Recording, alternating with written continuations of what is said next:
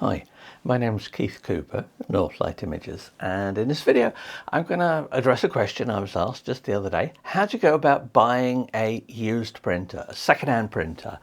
What things are there to look out for? I'm going to look at large printers, small printers, some of the potential gotchas, in particular some of the hidden costs, some which can be quite pricey, which I've got examples of, and also the secret of nozzle checks. Are they just a way of using up ink, or can they be useful? Yes, they can be useful, but what's the best way of going about them and using them with a printer that may not have been used for a while?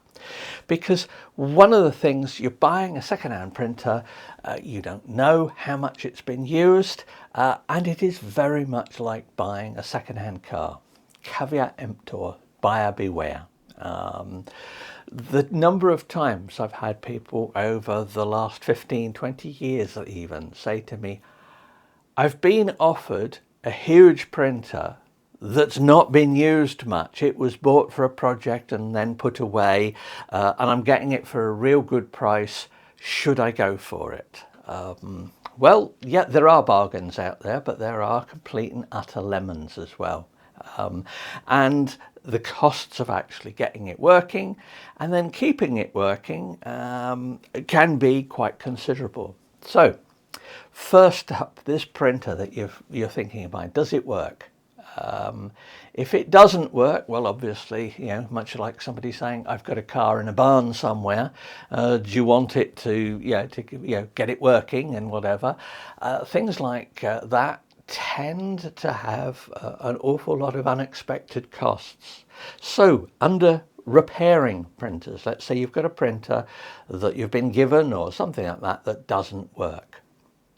First of all, some printers, it's very difficult to get hold of service sheets, service books for them. So actually finding out information. You then need to potentially look at, can you even get spare parts? Now, there are a lot of spare parts, and if you're going to go for sort of renovating a big printer, you'll find that there are discussion groups and things all over the place of people who have done this in the past, who will know which bits tend to need replacing. They will know which bits wear out. Sometimes bits are easily replaceable, bits of tubing perhaps, but finding the right tubing in the right lengths, that may be tricky. All the stuff like that. So parts, finding it. Also, don't forget that you're going to be using, certainly with big printers, quite a bit of ink in just getting things going and the setup. So that might allow for the costs of that. That's if you can get the ink. So the other bit is, how good are you at taking things apart, putting them back together again so they still work? I'm moderately good at mechanical stuff. I've done stuff for years. I used to be an electronics engineer, so I've got quite a bit of background and I'm prepared to have a go at things. But if you're just hoping to get a part that, just a few bits you replace and away you go, and you're not comfortable with having a whole range of different size screwdrivers to use, and all other bits and pieces. Because remember, printers are electromechanical devices, so there's the electronics in them, but there's also the mechanicals. So you need to be able to do that. Simple things like gears, plastic gears. You may find that just dust and printer dust and stuff has messed up a few gears. If gears have got broken teeth on them, they're very difficult to replace sometimes. You may need to buy an entire unit if you can get it. But that's sort of mechanical stuff. You need proper oils and lubricants to work this for things like printers. Even simple things on smaller printers, ones like this Pro 300 here, and others, they can have a little band across the back which has very fine markings on it. There's an optical sensor which the printer uses to know where the print head is. One of those bits when printers start up and the print head goes across and everything, it's checking that everything is working okay. If that band across the back has been broken, they're quite difficult to replace. And the other thing is, you may need software to set up a printer which is not available to the general public. Now, you may be able to find versions of it for old printers, but for example, this P5000 here, a few years ago, it had the head assembly replaced because basically I think a paperclip or something fell in and the print head hit it and smashed the print head. The print head was replaced in this along with a whole load of other things, but the service engineer who replaced the print head in it had software running on his laptop, and of course it's Windows software, so I probably couldn't even run it under emulation on this MacBook Pro here, and he had to use that to set up the print head. Watch out for things like that. This is for big printers. It also governs, smaller printers like this, which you might get given one of these that's not been used a few bit. But I'll come back to a bit about testing in a moment, what you'll do. But remember, this printer you're getting, are you getting it for a printer or are you getting it for a restoration project? Nothing wrong either way. Just bear in mind the expenses and things that can come through that. All right, so that's, does it work? We'll assume that your printer at least vaguely works. What about old ink in it? Is old ink a problem? Well, it's not that much of a problem if it hasn't dried. Some cartridges will dry. Some ink systems are open to the atmosphere and the inks will slowly evaporate. Now, for printers like this big P5000 here and some of the other Epson printers, there's a P7500 when it's here for test, it's a sealed ink system, so that's less of a problem. But some Canon printers, there are issues that, and inks can dry out. If you've got to replace an entire set of inks, that can be quite expensive. Now, I'm also asked, can you go for out-of-date inks? Yes. As long as they've been well stored, let's say on a shelf somewhere in an ordinary office, then the most you're going to have to do, certainly with these ones, these are pigment inks here for P5000s. Incidentally, there's a code on this, and I can see that this particular ink, orange ink, this is a nearly empty one that I took out for various reasons when I needed to do some testing. This one has an expiry date of 2019. Would I still use this ink? Yeah, I would for testing, but just make sure, you might be able to hear the ink, residual ink in it being slopping about. There's a bag inside it. It's sealed. And this ink just needs, like most pigment inks, if you take them out and give them a bit of a shake every 6 months, just helps settle things from settling out. Modern inks are better, but if you're going for older pigment inks, they may be more prone to settling.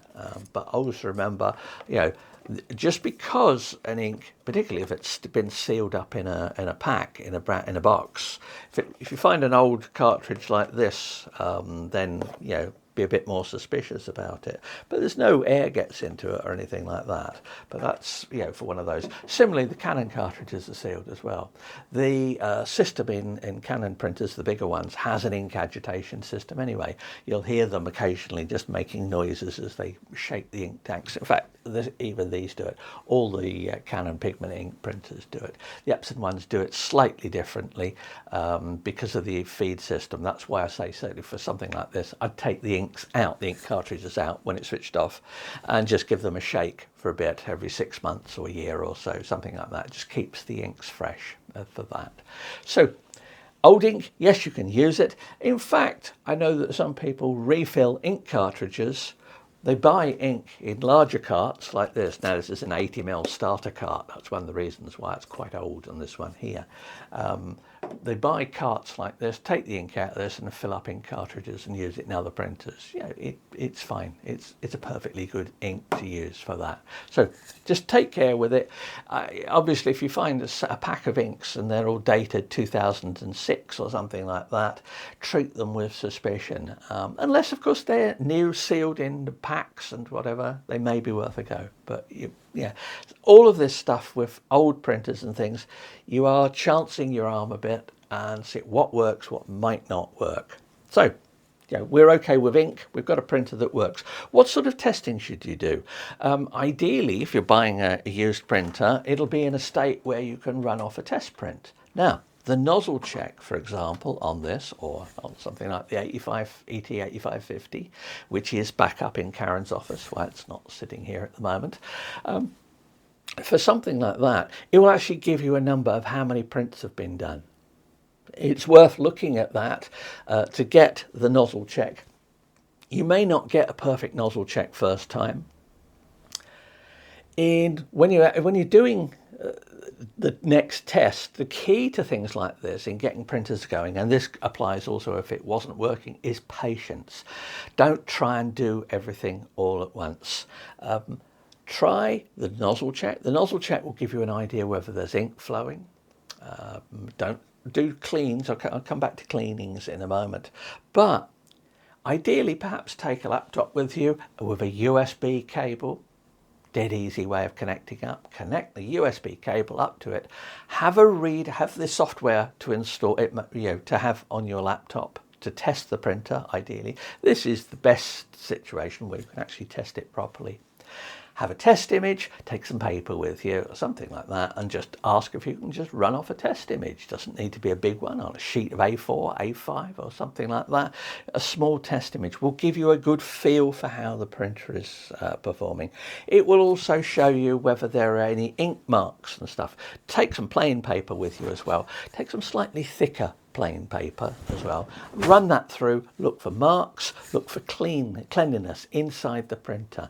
Is the printer got lots of dried up ink in it? Because you're going to need to clean that off. Look at things like the pads in here. Now, there are problems with some printers, and one of the reasons I suggested looking at the number of prints that a printer has done is because printers like this that do not have replaceable maintenance tanks have ink collection pads. And once you've done, and it is tens of thousands of prints, your ink pads will fill up. And the cost of replacing the ink pads, if you can get them, it's not something that's easy to do. Typically the cost of replacing ink pads can be worth more than the printer, cost you more than the printer's worth. So be careful with things like that. A heavily used printer, it may work absolutely perfectly, but if you see that it's done something, it's in an office somewhere, and it's done 17,000 prints, that printer is well used. Remember, printers like this is a slightly heavier build, but certainly ones like the Epson ink tank printers, the smaller ones, are made as consumer printers, and they are expected to be used at consumer levels of use. So that is not printing out cards and stuff all day long. Check too that they haven't been converted to a third-party ink set. Check what actual inks are in the printer. It's much like buying anything second-hand. Does the person who's selling it you convey any sense of trust in them? Or do you think this is somebody who thinks their printer is about to break and they want to sell it in a hurry and get rid of it? Yes, I've done that with cars. I sold a car about 35 years ago that I had a very strong suspicion that it had a transmission problem. It was sold, off it went, and somebody who knew that car said they saw it at the side of the road with somebody looking somewhat annoyed about it, and I suspect it was the rear axle had a problem with it. I did say that it was an old car, and I think I only sold it for sort of like 150 quid. So you get what you pay for. Just if something seems too good to be true, just always remember, it's like buying anything second-hand. Just have a think about it. But anyway, cleaning. Patience is the key on this. If you do a nozzle check and it doesn't print properly, if it's completely empty, well, nothing printed at all, that's, we're wondering what's up with the printer. Check, by the way, with the ink tank printers that the ink tanks are actually full, because remember, printers don't have a way of measuring the amount of ink in a cartridge or in the system, in the tanks. They do it all by estimation. Even when a printer tells you that something like this is empty, that's because it thinks it's empty from its calculations of how much ink has been taken out of the cartridge and things like that. Now, normally it's quite accurate, but doesn't, do check. I know that certainly with Epson ink tank printers, if one of the channels runs down and somebody doesn't fill it up, it's quite possible that the printer may not notice that the ink is out. Somebody may not have refilled it properly or something like that, but check the levels physically. Do a physical check of the printer. At the same time, you're looking for dust, ink overspray, all the stuff like that, general dirt and things in the printer. You know, if the printer's in good condition and looks clean, well, maybe it's just not been used very much, which is, you know, which happens. Some printers wake up after periods of lack of use better than others. This, no problem after 10 months. For a specific, it was just, this one was left. And I've got this one out and fired it up and got it tested. I would be less happy with something like the P5000 here that had been less for, let's say, 10 months without use. I would be suspicious, would do a lot of cleaning. Well, when I say a lot of cleanings, do a cleaning, do a test, a nozzle check. If it's not right, perhaps do another cleaning. No more than 2 cleanings. Then just leave the printer, because if you can't get an improvement in, let's say, 2 cleanings, doing a third one is unlikely to do much other than just waste ink. Leave it be. If someone is selling you a printer and after a couple of cleanings and various things like you can't get anything out of it, it's time to either negotiate a very hefty discount on the printer or walk away. You know, sometimes hard to do. You've decided you want a printer. This one seems a real bargain. Yeah, I love this printer. I want this printer. But yeah, so it's really just about being careful. Now, I mentioned a few gotchas and things in printers. There is the bit about, you know, doing too many the ink pads in ones like this. There's too many cleanings. But what about moving a printer? And this is the bit, and these are some pictures. These are from some of my reviews done in the past. These reviews long before I started doing the videos. So there is, well, actually the 7500 here. It's an Epson P7500. I did do that, but that's a Canon Pro 2000. Now the Pro 2000 is almost identical to the Pro 2100, and not very different, other than the inks and a few other bits and pieces, to the Pro 2600 46, the current model. So this is essentially, you've got the same printer. The Pro 2000 here is almost identical to the old Pro 1000. So 1100 differences are similar to 2600 differences. But the key bit about this is this was the printer turning up here for me to test. As you can see, it's all sort of set up. It's been bought in the back of a van. The guys have put it on the legs and they're going to bring it in the house. Unfortunately, these 2 guys who bought this printer discovered that to get into the kitchen of our house, you have to come round in a doorway and turn. The only way, because the amount of space, the only way you can get the printer through is to tip it on its end. Now, the Epson large printers like this can be tipped on their end, but only on one end. That's the 7500. It is why I've got in the review which way to tip it. If you tip it there, you can tip it 90 degrees, you can bring it in, and here it is. It's on some blankets on a wooden floor, and it's just been moved across and just brought in. So the Epson one, the P7500, that was brought in. P2000 had to go back. They then bought a brand new P2000, bought it into the kitchen, and I had it here for months and months doing lots and lots of testing of it. And I've got a very extensive review of the Pro 2000, which is relevant for much of the, well, almost all of the 2100 and still relevant today for the 2600. But what about when I'd finished the review and they wanted to take it away? Well, it can certainly be got through the doorways because it came in and was set up. I much prefer getting new uninitialized printers, by the way, because even when I was just doing the written reviews, I could then cover the setup and installation process. But anyway, how to get it out? Well, with Canon printers, you need to drain the inks. With this printer, it took, I believe, 3 or 4 maintenance cartridges. And I weighed these maintenance cartridges. I've got a separate article about moving it. And I actually weighed these cartridges to see how much ink was wasted in preparing this printer to move. It was 1.5 litres of ink. Now, 1.5 litres of ink is not cheap. So Why might this be an issue for you? Let's say somebody's got a printer in their office and they go, look, I've got a Canon, whatever. We had it, we don't use it, we've used it occasionally, it's yours, you can have it, take it away, it's 100 quid. Now at 100 quid you go, whew, that's pretty good for a printer, particularly if it's one of the larger ones.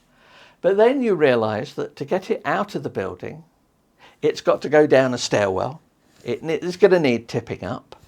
You're going to need to drain all those inks. And I'm not talking about just taking the cartridges out. This is actually take the Canon printers have sub-tanks in them, like buffer tanks. Those need to be emptied. The carts, that's fine. The carts are sealed, there's no problem with that. But there is that buffer of ink that needs to be taken out. So you can end up using up, assuming the ink is there, 1.5 litres of ink to get that printer out of the building. Now, when you reinitialize the printer, that's a whole new set of ink carts you need. So that 1.5 litres of ink needs replacing. Now, the Canons can be tilted to about 15, 20 degrees safely, because Canon themselves, Canon UK, I know, take printers like this around to trade shows. But they take them in the back of big vans and they wheel them in and then they wheel them out. They don't cart them out, and they certainly don't manhandle them round doorways in houses. So just beware of that. If you have one of these printers, you might be able to get it into your house. Similar thing goes for if you want to move. Now, I've got a straight through path from the room at the back there, which is where the big printers used to be, straight down the stairs out through the front door. That's fine for that. But if you've got to move a printer that's not a new one, that's got ink in it, just be careful. That's one of a very expensive one that people have discovered that didn't know about printers. Anyway, those are sort of assorted collections of things I found out about buying printers, getting second-hand printers, reusing printers over the years. If you've got any questions, let me know. Hope that's been of some interest. Thanks for watching. Please do pass the channel on to people. We've been a bit slow in doing videos recently because, as many people will know, I'm in the process of moving house, somewhere easier to get printers into, and yeah, it's a lot to do. Things don't happen quickly. We've had an awful lot of move to do. But anyway, thanks for watching. Bye.